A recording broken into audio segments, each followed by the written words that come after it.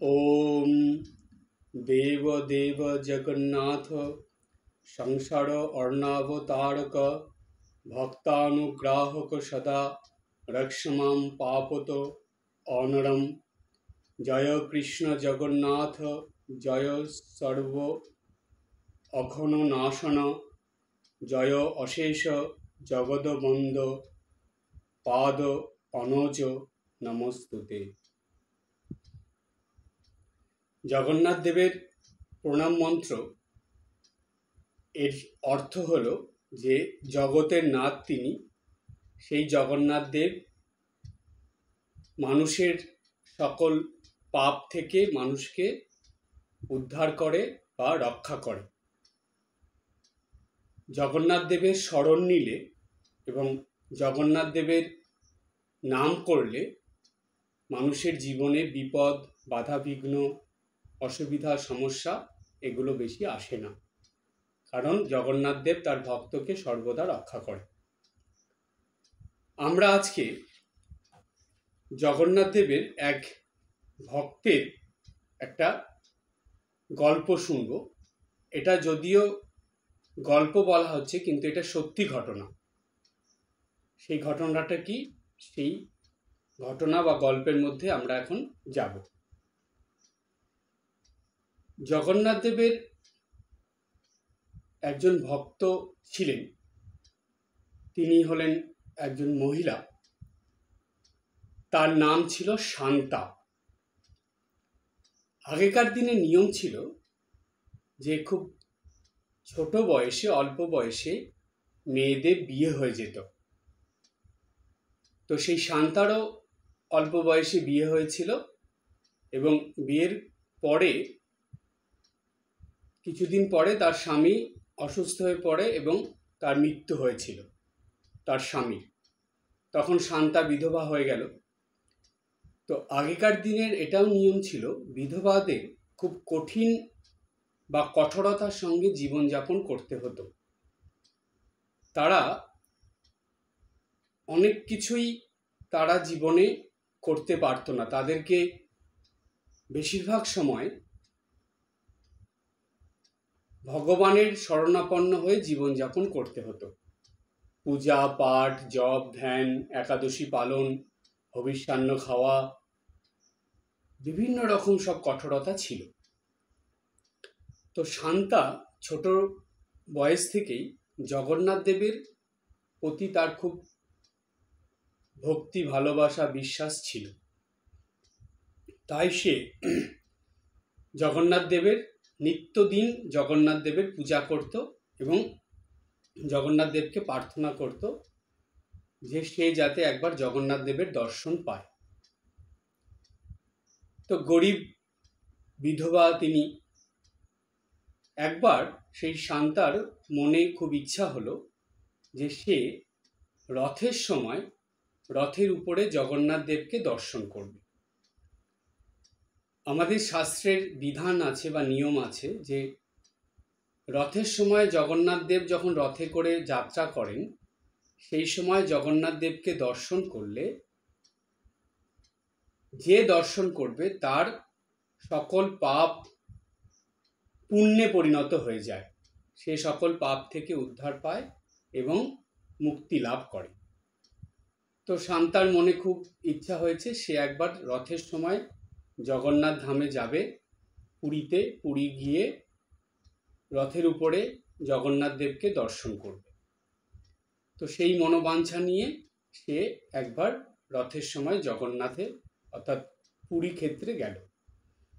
পুরীতে সে আছে, রাস্তার এক ধারে কোনায় সে দাঁড়িয়ে আছে। রথে করে জগন্নাথ দেবকে সবাই টেনে নিয়ে আসছে।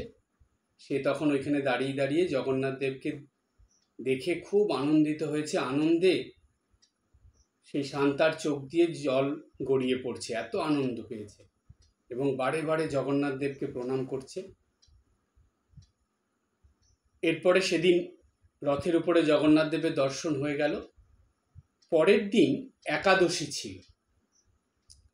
এবার যেহেতু সে বিধবা তাই তাকে খুব কঠোরভাবে একাদশী পালন করতে হতো।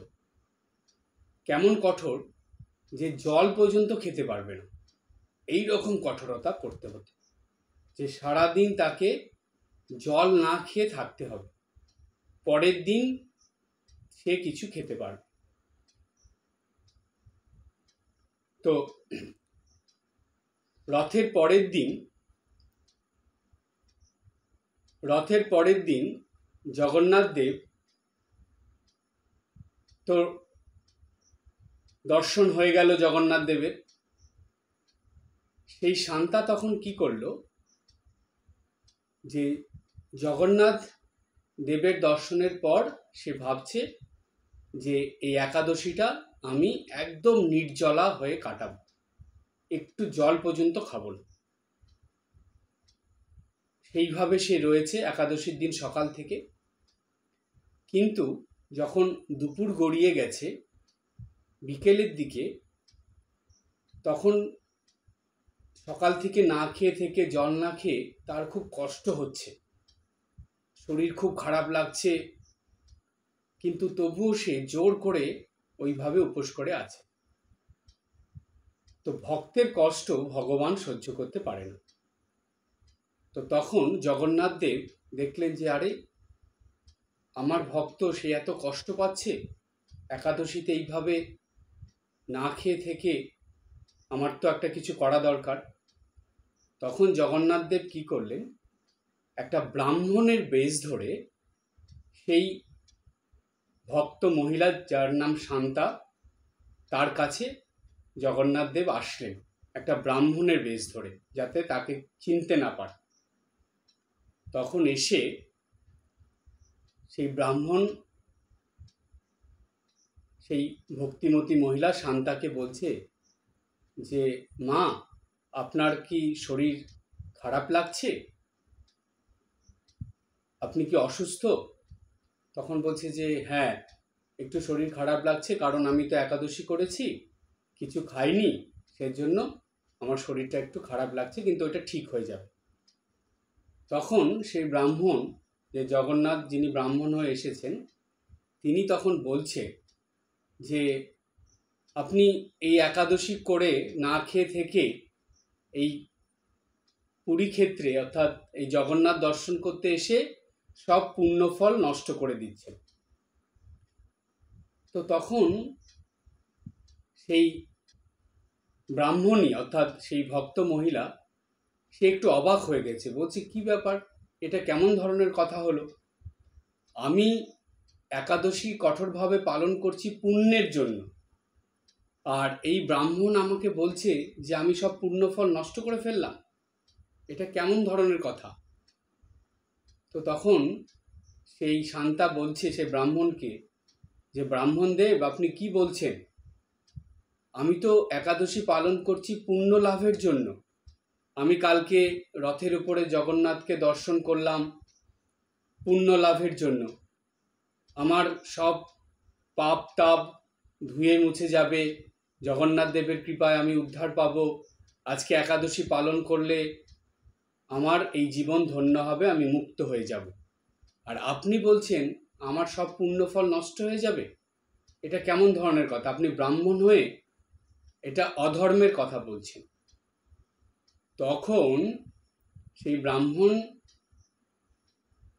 ওই শান্তাকে বলছে যে না, আপনি এইখানে এই যে এত কঠোরতা করছেন, কষ্ট করছেন, এইটা করাটা ঠিক না।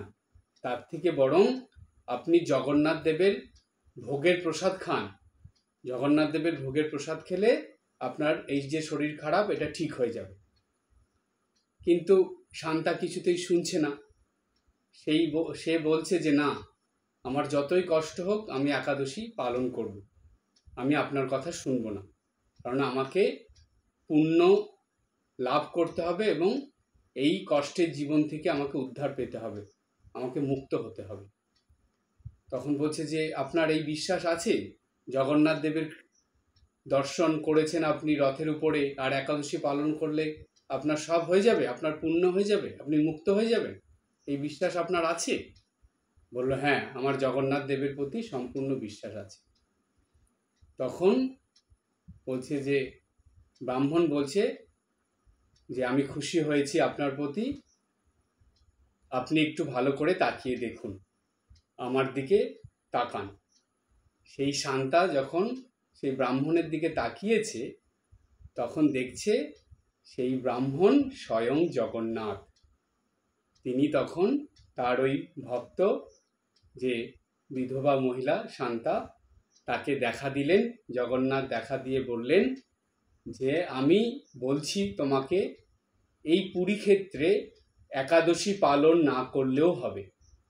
পুরী ক্ষেত্রে একাদশী পালন করতে হয় না। এইখানে এসে জগন্নাথ দর্শন করে জগন্নাথের ভোগের প্রসাদ খেলে তুমি যে পুণ্যফল লাভ করার জন্য একাদশী করছিলে সেটা তুমি পেয়ে যাবে, এবং জগন্নাথের কৃপায় তুমি উদ্ধার হয়ে যাবে, মুক্ত হয়ে যাবে। তাই তুমি আর একাদশী এই কঠোরতা তোমাকে করতে হবে না। তখন থেকে নিয়ম আছে যে তোমরা এটা জেনে রাখো যে পুরীকে বলে শ্রীক্ষেত্র। শ্রীক্ষেত্র পুরীতে একাদশী ব্রত পালন করা নিষেধ। সেইখানে একাদশী পালন করতে হয় না। সেখানে জগন্নাথের প্রসাদ খেলেই একাদশী পালনের পুণ্যফল লাভ করা যায়। তো সেই ভক্ত যে শান্তা, সে কিন্তু একাদশী ব্রত পালন আর করলো না, জগন্নাথ দেবের প্রসাদ খেলো এবং জগন্নাথ দেবের কৃপাতে সে উদ্ধার পেয়ে গেল, মুক্ত হয়ে গেল। এই হলো জগন্নাথ মহাপ্রভুর লীলা। তোমরা জানবে জগন্নাথ দেব কিন্তু ভীষণ জাগ্রত, তিনি সব ভক্তদের মনোবাঞ্ছা পূরণ করেন। তাই আমাদের বলা হয় যে অন্তত তোমরা সবাইকেই অন্তত একবার পুরী ধামে গিয়ে জগন্নাথের দর্শন করে আসতে হয়। এই হলো সত্যি ঘটনা বা একটা গল্প, যার দ্বারা আমরা বুঝতে পারলাম যে পুরী ধামে বা শ্রীক্ষেত্রে জগন্নাথ দর্শন করলেই যে পুণ্যফল হয়, সেই পুণ্যফলে একাদশী ব্রত পালন না করলেও তার কোনো দোষ বা অপরাধ হয় না। সেখানে জগন্নাথের প্রসাদ খেলেই তার সেই পুণ্য লাভ হয়। এটা হলো প্রথম। দ্বিতীয়, আমরা একটা নতুন জিনিস জানব। তোমরা অনেকেই বা বাবা মার সঙ্গে বা অভিভাবকদের সঙ্গে পুরীতে গেছো, বা অনেকেই পুরীতে গেছেন। সেই পুরীতে যে জগন্নাথের দর্শন হয়, জগন্নাথ দেবের 7 দিনে 7 রকম বস্ত্র পরানো হয়। বস্ত্র মানে পোশাক। জগন্নাথ দেবকে 7 দিন 7 রকমের 7টা রঙের পোশাক পরানো হয়। কি কি সেটা, এটা একটু ভালো করে মনে রাখবে, জেনে রাখো। প্রথম, রবিবার দিন জগন্নাথ দেবকে লাল রঙের পোশাক পরানো হয়। লাল রং অর্থাৎ জবা ফুলের যে রং হয়, লাল রং, সেই জবা ফুলের রঙের পোশাক জগন্নাথ দেবকে পরানো হয় প্রতি রবিবারে। প্রতি সোমবারে জগন্নাথ দেবকে সাদা রঙের পোশাক পরানো হয়, কিন্তু সেই সাদার মধ্যে কালো কালো বুটি বুটি থাকে, অর্থাৎ কালো কালো ছোপ ছোপ থাকে। এটা সাদার সঙ্গে কালো মিশ্রণ করে একটা বস্ত্র পরানো হয় প্রতি সোমবার জগন্নাথ দেবকে। এবার আসছি প্রতি মঙ্গলবার। প্রতি মঙ্গলবারে জগন্নাথ দেবকে ঘোর রক্তবর্ণ মানে খুব লাল রঙেরই হবে, কিন্তু তার সঙ্গে আরো অন্যরকম, যেটাকে বলা হয় না যে রানী কালার, যেটাকে বলে একটু লালের মতনই কিন্তু টকটকে লাল নয়, এই রকম রঙের কাপড় জগন্নাথ দেবকে পরানো হয় প্রতি মঙ্গলবার। এবার আসি প্রতি বুধবার। এবার আমরা বলবো বুধবারের কথা। বুধবারে জগন্নাথ দেবকে সবুজ অথবা নীল রঙের কাপড় বা পোশাক পরানো হয়। বুধবারে সবুজ অথবা নীল রঙের পোশাক পরানো হয়। এরপর আসছে বৃহস্পতিবার। বৃহস্পতিবারে জগন্নাথ দেবকে চাপা ফুলের রং, অর্থাৎ চাপা ফুলের রংকে বলে পীতবর্ণ, একটু হলুদ কালার, কিন্তু ডিপ বা গাঢ় হলুদ নয়, হালকা হলুদের মধ্যে খুব সুন্দর রং, সেটাকে বলে চাপা ফুলের রং। সেই রঙের পোশাক পরানো হয় প্রতি বৃহস্পতিবার। প্রতি শুক্রবারে জগন্নাথ দেবকে সাদা রঙের পোশাক পরানো হয়। প্রতি শুক্রবার সাদা রঙের পোশাক। আর প্রতি শনিবার জগন্নাথ দেবকে কালো রঙের পোশাক পরানো হয়। প্রতি শনিবার কালো রঙের পোশাক। এই কথা জানার পর দেখবে স্বাভাবিকভাবেই মনে একটা প্রশ্ন আসে বা জানতে ইচ্ছে করে যে আচ্ছা, এই 7 দিনে 7 রকম রঙের পোশাক কেন জগন্নাথ দেবকে পরানো হয়? এর একটা কারণ আছে। এর কারণটা কি? বলছে প্রথম হলো রবিবার। এই রবিবারে যে গ্রহ দেবতা তিনি হলেন রবি। তো রবি মানে সূর্য। সূর্য যখন সকালবেলা ওঠে তখন সূর্যের রংটা লাল রঙের হয়। তো তাই ওই প্রতীক ভেবে প্রতি রবিবার জগন্নাথ দেবকে লাল রঙের কাপড় পরানো হয়। এটা হলো রবিবারে। সোমবারের যে গ্রহ দেবতা, অধিপতি গ্রহ, তার নাম হলো চন্দ্র।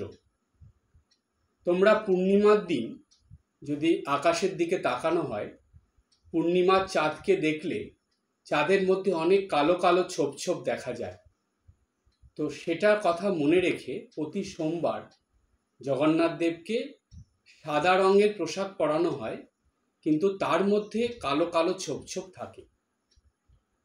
এরপরে আসে মঙ্গলবার। মঙ্গলবারের অধিপতি গ্রহ হলো মঙ্গল। মঙ্গল গ্রহের যে রং, সেই রংটা হলো যে ঘোর রক্তবর্ণের মতন। তাই ঘোর রক্তবর্ণের পোশাক প্রতি মঙ্গলবারে পরানো হয় জগন্নাথ দেবকে। বুধবারের অধিপতি গ্রহ হলো বুধ। আর এই বুধের প্রতীক হিসাবে দুটো কালারকে নেওয়া হয়, দুটো রঙকে নেওয়া হয়, কখনো সবুজ অথবা নীল। এই দুটোর মধ্যে যে কোনো একটা রঙের পোশাক জগন্নাথ দেবকে পরানো হয়। এরপরে আসছে বৃহস্পতিবার। বৃহস্পতিবারের অধিপতি গ্রহ হলো বা অধিপতি গ্রহ দেবতা হলো বৃহস্পতি। সেই বৃহস্পতি, তার যে রং সেটা হলো হালকা হলুদ রং। সেই কারণেই হালকা হলুদ রঙের পোশাক, যেটাকে ঘিয়ে কালার বলে, সেই রকম রঙের পোশাক জগন্নাথ দেবকে পরানো হয়। এরপরে শুক্রবারের অধিপতি গ্রহ হলো শুক্র।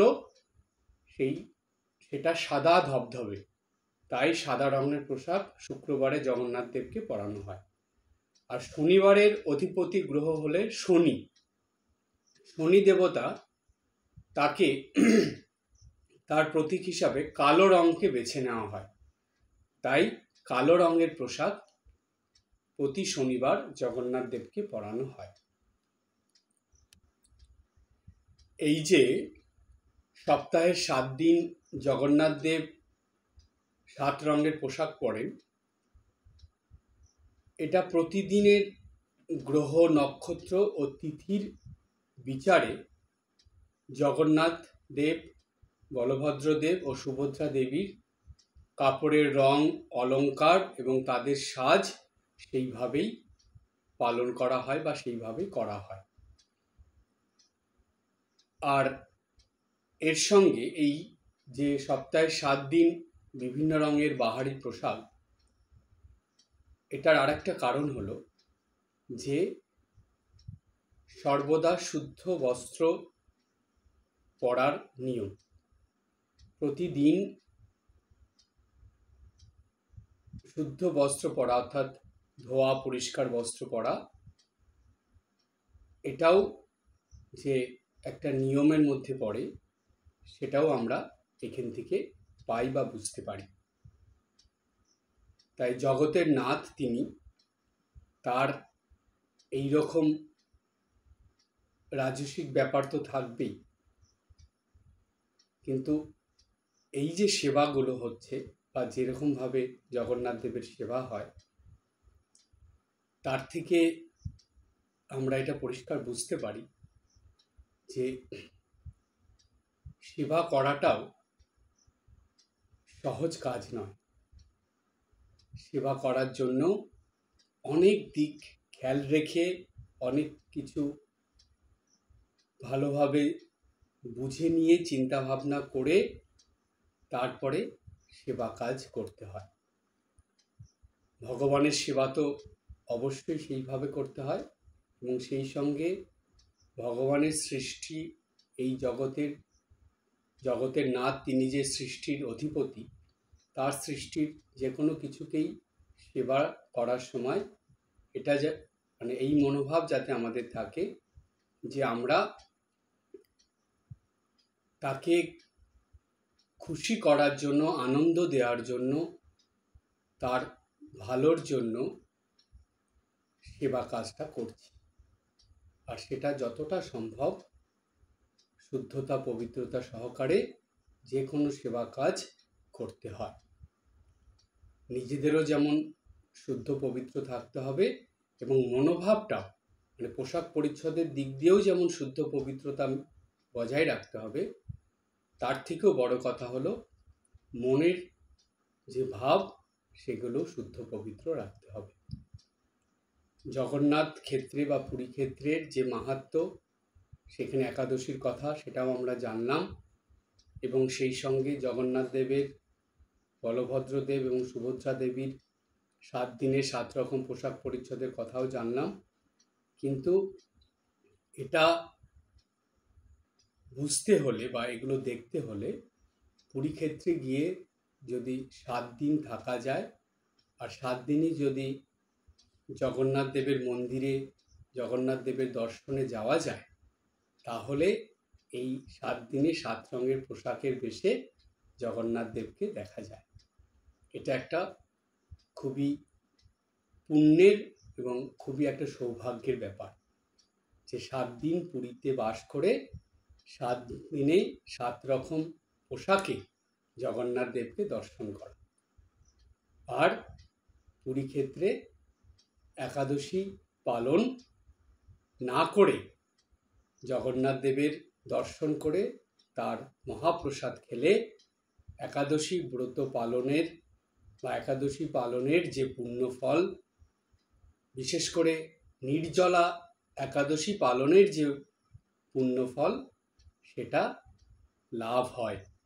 পুরী ক্ষেত্রে গিয়ে জগন্নাথের দর্শন করে মহাপ্রসাদ খেলে সেই একই পুণ্যফল ভক্তের জীবনে বা যে মানুষ করবে তার জীবনে আসে। তাই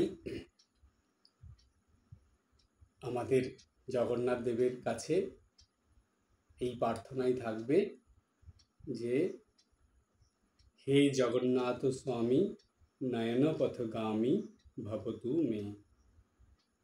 জয় জগন্নাথ, জয় জগন্নাথ, জয় জগন্নাথ।